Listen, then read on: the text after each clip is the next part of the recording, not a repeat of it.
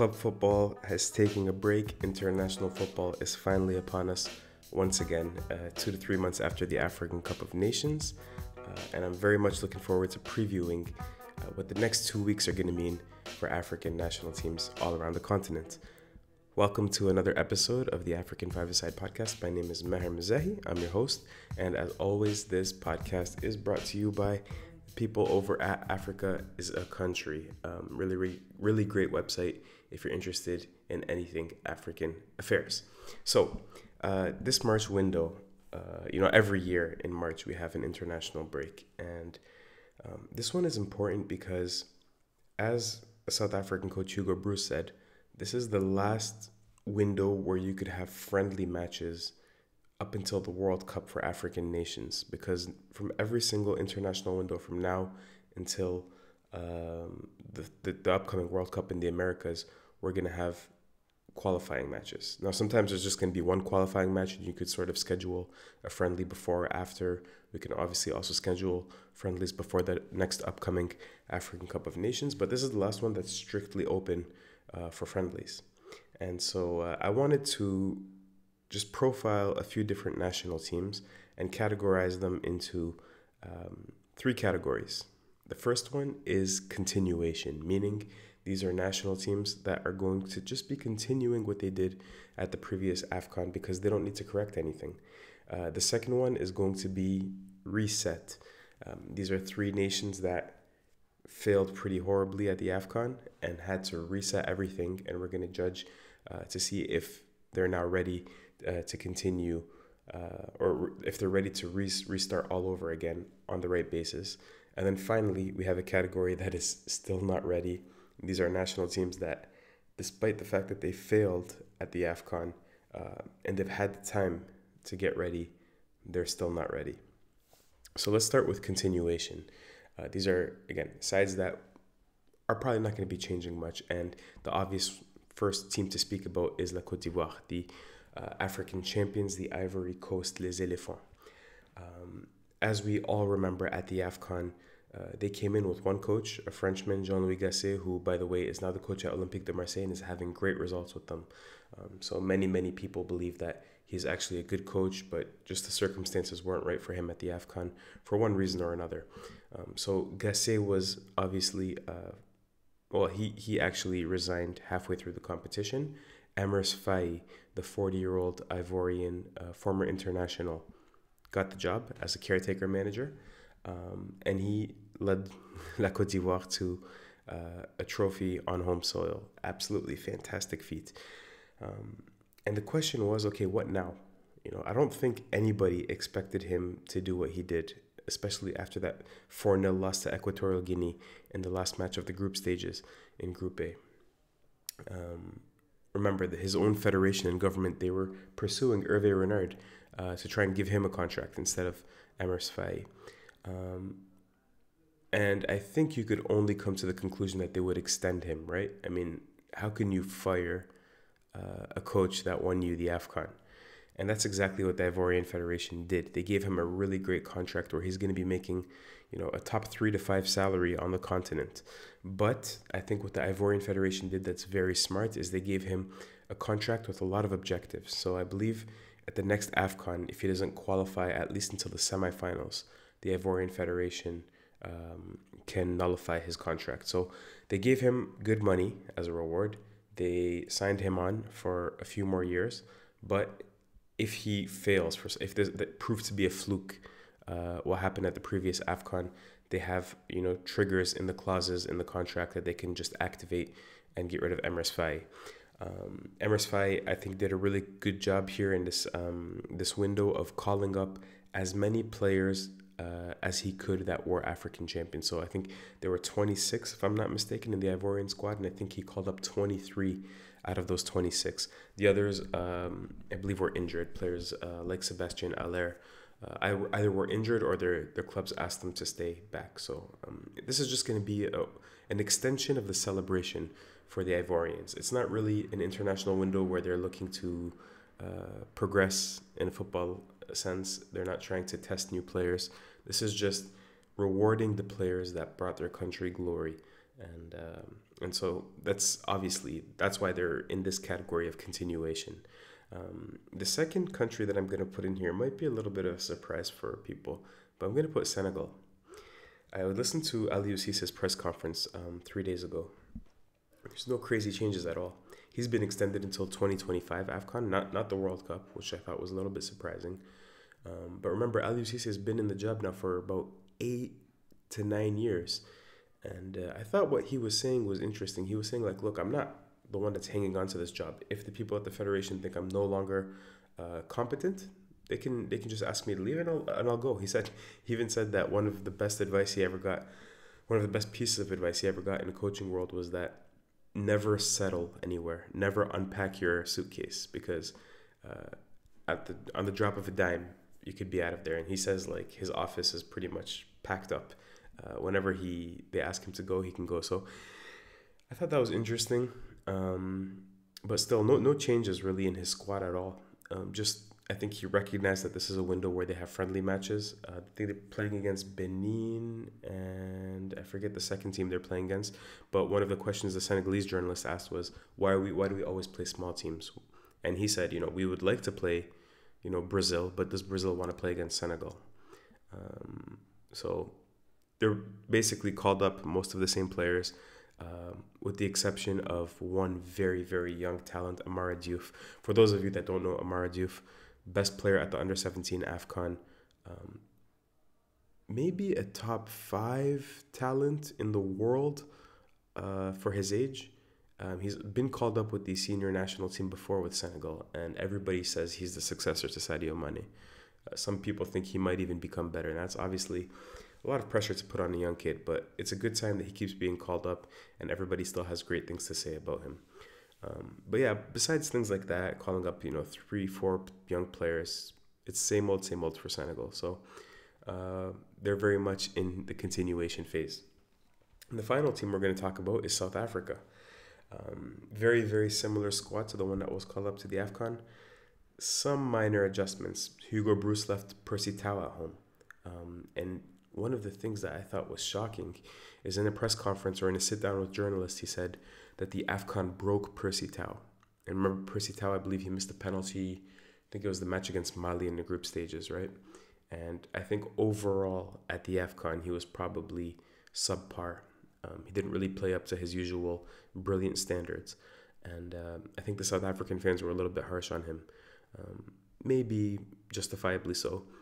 But Percy Tau still wanted to come to represent his national team as they prepare to play this FIFA series tournament in Algeria. Matches, I believe, against Andorra and Algeria on March 26th. A match that I should be at. So he wanted to come, but Hugo Broos thought it would be a better idea if he just sat back, relaxed, refreshed his memory, and came. And he's going to probably be called up, ready again for the June window. Final thing I'd say about South Africa is that although, Hugo Broos pretty much called up practically the same players, and this is very much a continuation of what we saw at the AFCON, I thought it was interesting to see him make a few comments about looking forward to the World Cup and maybe picking players that could be ready at the next World Cup. So talking about, for example, replacing Temba Zwane with Patrick Maswanganyi, I always struggle with his name, from Pirates. I thought that was weird. I don't know, like Temba Zwane hasn't really shown, not to say that Patrick doesn't deserve the call-up, but Temba Zwane hasn't really shown any sign of decrease. I understand he's old, but some players, you can't put an age on when a player is going to start declining in terms of performance. It seems like he's thinking about replacing a group of players like Temba Zwane. He talked about, Mofo Keng from Pirates, who many of you told me is probably one of the best talents on the continent as well. And he said he should also be a name that we continue to look at in the future. And it's good that clubs are starting to launch young players in the PSL. So I don't know. I thought it was just curious to see that Hugo Broos seems intent on rotating older players out of his team prior to the Americas World Cup. And I think it just might be a bit premature. I think the same group that finished third in this AFCON can probably hang on for 2 more years before the 2026 World Cup, but we'll see. The next category of teams is teams that need to reset. And we're going to start with the Ghanaian Black Stars. Ghana, after they were practically qualified to the knockout stages of the AFCON, if you remember, they were winning 2-0 against Mozambique in the final minutes of the game. And they conceded 2 goals in the last 5 minutes, 2-2. And this is the second consecutive humiliation at the African Cup of Nations for Ghana, a very, very proud footballing nation. And it just set, fire to the powder keg. Journalists blocked the team bus from leaving the stadium. They demanded that the players speak with them. The players refused to speak to them. People were insulting each other. Chris Hughton immediately resigned, of course, the former Premier League coach. Back home, journalists launched a hashtag Save Ghana Football movement where they're protesting at the GFA, the Ghanaian Federation offices. Just like really, really bad, venomous vibes in Ghana. And so what the Ghanaian Federation does is they put together a committee, a selection committee, a hiring committee to find Ghana's new coach. And according to the information that many of the colleagues have put forth, they opened it up and they announced that they're accepting CVs. And I think this is a stupid strategy, it's especially humiliating when you say we're accepting CVs and then like Ghana, I think they weren't happy with any of the CVs that came in. They didn't like any of the resumes. And so what they end up doing is they themselves approached Eto'o, the coach of the Ghana Black Stars at the 2022 World Cup, who was currently employed at Borussia Dortmund as a sort of talent scout or a player trainer. He has like a dual role kind of. Works with a lot of young players at Dortmund. But he has his UEFA Pro license. He's highly qualified. He has experience coaching the Ghana Black Stars before. So the GFA approached him. They said, hey, are you interested? He said, yes. They said, can you apply with your CV? He applies. And apparently he knocked it out of the park in the interview process, or so we're told. And so he's handed the job. And I think they've been fair to him. They give him a contract of $50,000 per month, which is, good for Ghana. I think the last time a coach has had this salary was Avram Grant. I don't know when the last time a Ghanaian coach got this salary. And, some, I think Ghanaians online have been criticizing his record. I think his previous stint as the Ghana coach, he coached 12 matches, won 4, drew 4, and lost 4. And so they say he only won 33% of his matches the last time around. But the matches he lost against were Portugal, Japan, Uruguay, and Brazil. 2 of those were at the FIFA World Cup. I mean, it's not like he was losing to scrubs. So Eto'o he signs on for 3 years. There's an option to extend his contract for 5 years. I think the GFA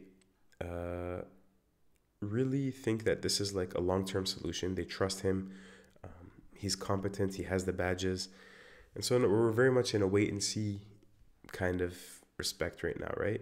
I like some of the call-ups he made, bringing, a lot of Right to Dream graduates into the fold. And I like the talent that Ghana has, honestly. So I think Ghana's on the up. I think for them, the dark days are behind them for now, but we'll see. We'll see. The second team we have in the reset is Egypt. Egypt, like Ghana, eliminated in the group stages of the African Cup of Nations. And Egypt had, they were paying their coach the second highest salary on the continent, $200,000. Rui Vitória, the Portuguese coach. And they ask him to resign. He refuses to resign. They fire him. They have to pay him a penalty, as was stipulated in his contract. And they hire a local option, like Ghana did. They hire Hussam Hassan and his brother Ibrahim Hassan as an assistant. So Hussam Hassan is the coach, and Ibrahim Hassan is a sort of team manager, whatever that means. But I think it just means like assistant, pretty much. What you have to know about the Hassan twins is that they are, first of all, 2 of the greatest players in Egyptian football history. Hussam, the coach, was a striker. Ibrahim was a right back. I think most of you who remember African football in the 80s and 90s will remember them. Very, very, very good players. But they're also crazy. They have histories of, like fighting with journalists, fighting with players, insulting people, fighting, breaking cameras, just like they're nuts, pretty much. On one occasion, stealing an AK-47 when they were playing a friendly for a match against a Lebanese team. So I don't know how this is going to turn out. They're not getting paid a lot of money. I think they're on, if I'm not mistaken, around $35,000 a month. That might be for the whole staff. I'm not sure if that's just for the coach or the whole staff. And while the players might respect them because of what they did in the past as players, themselves, I think there's always a respect between former players as coaches and current players, because they say, I know what you're going through. I know what you're feeling. I was in this position. Although it was 15, 20 years ago, I was in this position that you're in right now. So I think players will respect that, but at the same time, they've never coached players of the ilk of Mohamed El-Neni or Mohamed Salah, some of these big players, even Trezeguet. I don't think they've ever coached players like that. So do they know how to manage egos? The modern footballer is like often a sensitive, individualistic, entity. Can the Hassan brothers deal with that? That's something that we're going to see. But I'm very, very curious to see what their press conferences look like and if they explode at any of their players over the next few years. I don't think this is a good hire. I think the Ghanaian hire is a good hire, Eto'o. I don't think the Egypt hire is a good hire. I think it's going to end probably in disappointment in about a year's time in Morocco. The third and final team we have in the reset bracket is Algeria. Algeria, immediately after they were eliminated, like Ghana, for the second consecutive AFCON in the group stages, the new FA president announced that they're splitting ways with the coach Jamal Belmadi, even though he himself didn't actually sign the papers. I think he still didn't sign the papers technically, but they went their separate ways, and Algeria opens up their coaching search. They did approach Jose Peseiro. They did approach Vahid Halilovic. They did approach Carlos Queiroz, who I think was the first option. But they land on Vladimir Petkovic. Vladimir Petkovic, who was the former Swiss national team manager for a long period of time, I believe 7 or 8 years. He was their manager at the World Cup, at the European Championships. He also coached teams like Lazio. He coached in Switzerland for a long period of time. And so his CV is quite good. I believe he's on $100,000 a month, which is about half of what the previous coach Jamal Belmadi was making, but still a significant amount of money for Algeria. But yeah, I think it was good to get him in early. He was hired in February. I like his staff that he brought in, especially like the physio prep guy Paolo Rangoni, Italian, has a fantastic reputation. I believe he was on the staff at Roma and a few different very highly touted Italian clubs and the Swiss national team.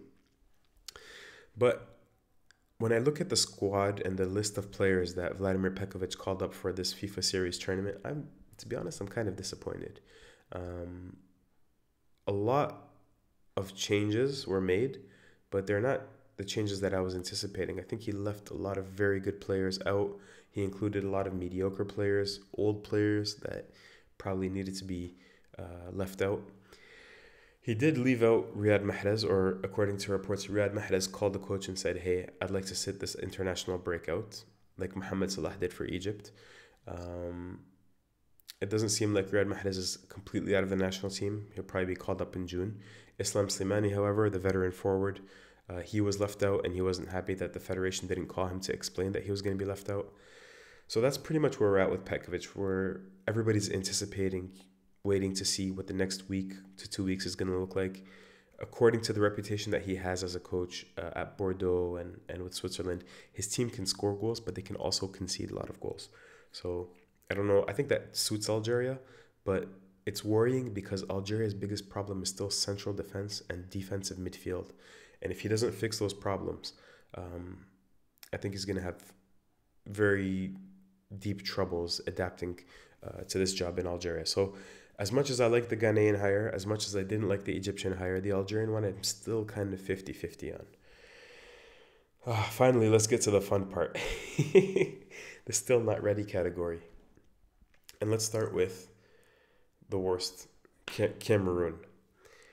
About a month ago, Samuel Eto'o, the president of the Cameroonian Federation, he goes on France 24, which is, the French equivalent of the BBC, you can say. It's their international nonstop news channel. And he sits down with, what's that guy's name? The interviewer, I think, is Mark Perelman. He's always interviewing presidents of different countries.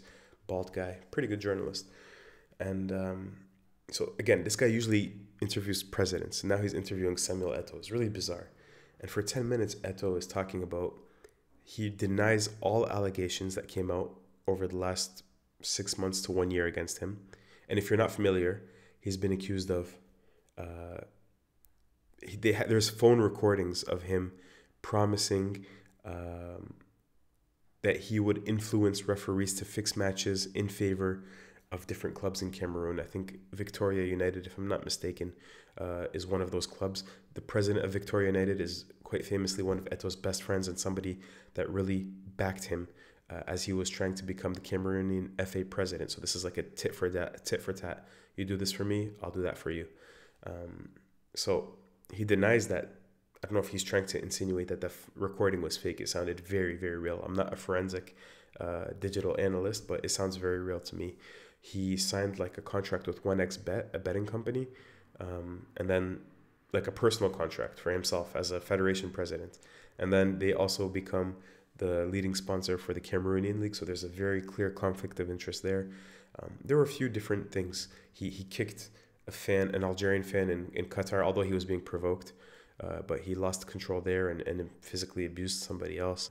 And now most recently, Samuel Eto'o. I mean, we're going through the long list of controversies over the last 18 months. But most recently, the Cameroonian league announced that there are more than 60 players in the domestic league that have a double nationality.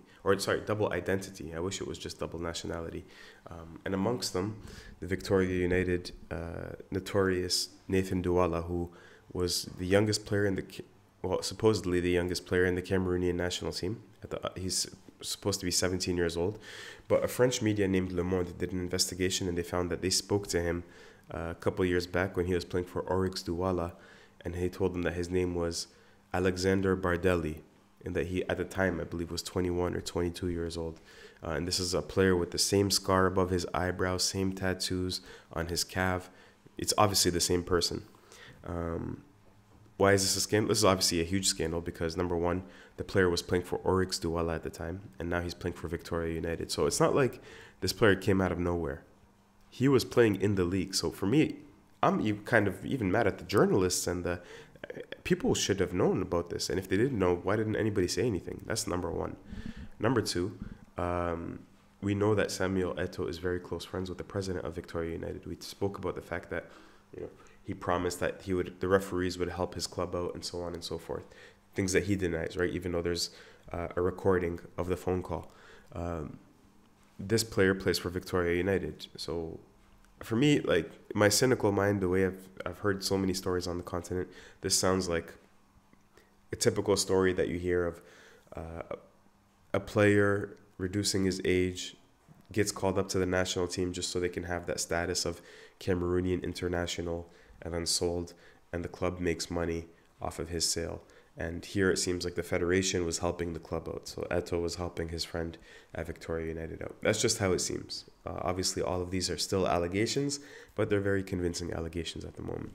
And so that's where we find ourselves with Samuel Eto'o. And by the way, if this proves to be true, and if there proves to be some collusion between the federation and the club and the player to cheat for his age, Cameroon are looking for probably 2 Afcon suspensions, and Samuel Eto'o, I believe, is staring straight down the pipe of a lengthy ethics investigation and probably suspension from FIFA and the Confederation of African Football, who he thinks he's going to be able to countersue and fight in the justice system.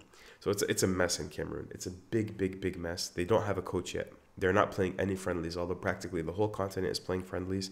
They refuse to play. Well, it's not that they refuse to play. They don't have a coach. And not to mention, by the way, that Eto'o announced, and it's common knowledge that from now on, he's not really going to be able to name the coach, or he will be able to name the coach, but he has to seek approval from the presidents, which is, I don't think it's Paul Biya, but it's people at the presidency who are going to greenlight his decision. So he's kind of losing some autonomy. He's kind of losing some power. That's a clear, in my opinion, violation of the law that, that says politics can't get involved in football, like FIFA's cardinal law. But that's where we are with Cameroon at the moment. So there are some names that have been thrown about. Maybe the return of Tony Conceição, who did a great job with Cameroon, but then Eto'o inexplicably fired. Some people are even saying Jose Peseiro, the former Nigeria coach. But we'll see. Cameroon are in a mess, and that's why I have them at the still not ready. I would even put Cameroon in the not even close to being ready part of this podcast. The other two teams I have in the still not ready category: Nigeria, who we just spoke about with Jose Peseiro. And the thing I don't understand about Nigeria is they had a great tournament. Yeah, they go to the final. Okay, people were not happy with how Nigeria played in the final, and I think that's completely understandable, completely comprehensible, right? They kind of sat back. Ivory Coast took the match to them. And I think Cote d'Ivoire were deserved winners. I don't think anybody would dispute that if you watched the final 90 minutes of the tournament. The thing with Nigeria that I don't understand is, okay, the tournament finishes, and you know that Jose Peseiro's contract is going to run out in February, and you don't have to extend him. Why not make a decision immediately with Jose Peseiro? Why drag this thing out, wait for his contract to expire? He's fielding offers from everywhere, all over the place, and he decides to move on as well. Why did this drag on so much? Have a discussion with him. Say, hey, this is what we're able to offer. If you can't take it, or if you're looking for somewhere else, you're free to leave. We're going to commence our search for your successor. Or if he accepts, then extend him and move on with things. So Nigeria are in a weird place now where they also don't have a coach. Augustin Eguavoen, who was the predecessor of Jose Peseiro, remember, he did a great job with them at the Afcon in Cameroon, but they suffered a premature round of 16 exit to Tunisia, and then he failed to get them to the World Cup. Remember, they lost because of a very bad goalkeeping error against Ghana. So Augustin Eguavoen is the technical director of the federation, if I'm not mistaken. And there are rumors that he's the one that's going to be, coaching on an interim basis. By the way, I'm recording this on a Tuesday. Ghana plays against Nigeria on Friday. And we still don't know who the coach is. We don't know if it's going to be Augustin Eguavoen. There are very serious rumors that Finidi George, who's currently the coach at Enyimba FC, could take over as an interim coach. There are rumors that it could be Emmanuel Amunike. Hey, like, the match is in 3 days. That's what I don't understand. Like, even tonight there should be training. How don't we know who the coach is going to be that's going to be training these players? And they have matches. It's not like Cameroon that doesn't have a match. So for me, that's not serious. Cameroon are not serious. Nigeria not serious. I mean, the counter argument is like, who cares? It's just friendlies, right? But why are you wasting everybody's time then? Why are you calling players to leave their clubs, to come down? And that's why probably players like Victor Osimhen didn't even come through, because, okay, if you're not taking this window seriously, why would I take it seriously? So no, Nigeria don't have a coach, and for me that's not serious. That's why they're still not ready. And the last team I would put in this category are maybe Tunisia. Tunisia, unlike Nigeria, they made a decision very quickly after the Afcon that they were going to go to an interim pair of coaches. Muntasar Louheishi is one of them. He's the former Club Africain coach, and he also coached Tunisia under 20, I believe, at a recent World Cup. Very defensive style there. I wonder if that's going to translate to the senior national team. And he's going to be shouldered by Anis Boussaidi, another local coach. And people in Tunisia tell me, like, this is very uninspiring. This is much of the same that we had with the previous few coaches. Local coaches that aren't even the best Tunisian coaches. We're not talking about, like Nasreddine Nabi, who won, with Yanga for the last 2-3 years, and now is leading the league with FAR Rabat. There are good coaches in Tunisia, or Tunisian good coaches. Radi Jaidi is another one of them. No, these are coaches that were kind of considered mediocre on a Tunisian level, and they're the ones that are getting the national team. So, I mean, the counter argument from the federation is going to be, look, their federation president is in jail with the Algeria. So they're going to say, we don't... supposedly the situation with the federation is supposed to get resolved in May now. But it keeps being postponed. It was supposed to be resolved months ago. Now apparently it's going to be resolved in May. We'll see. But the federation might say, like, look, we're going to have to get our affairs in order. Once we do that, once we have a new federation president, then we can go and actually recruit a coach for the long term. But Tunisia, one thing I kind of did like is that they are not bringing any big names. Well, it's the same thing everywhere. I just mentioned it with Nigeria and Osimhen, but here there's no Youssef Msakni, no Ali Ma'loul, no Hannibal Mejbri. All of the big names from the Tunisian national team practically, not all of them, but many of the big names are sitting this one out. And so technically it should be, you know, a good opportunity for us to scout some young players, scout some players that are unknown, and have fun watching the matches that way. So yeah, that's a quick preview of the international break with 3 categories, you know, teams that are in the continuation of what's been successful, teams that are resetting, and teams that are still not ready. Let me know which matches you're going to watch. I'm definitely going to try to make it out to Algeria versus South Africa in 1 week's time, next Tuesday, at the Nelson Mandela Stadium in Algiers, which is nice, symbolic, warm, you know. But yeah, let me know which matches you're going to watch, what you're looking forward to seeing in the comments below, and I'll make sure to respond. Take care, guys. Thanks for listening, and speak soon. Peace.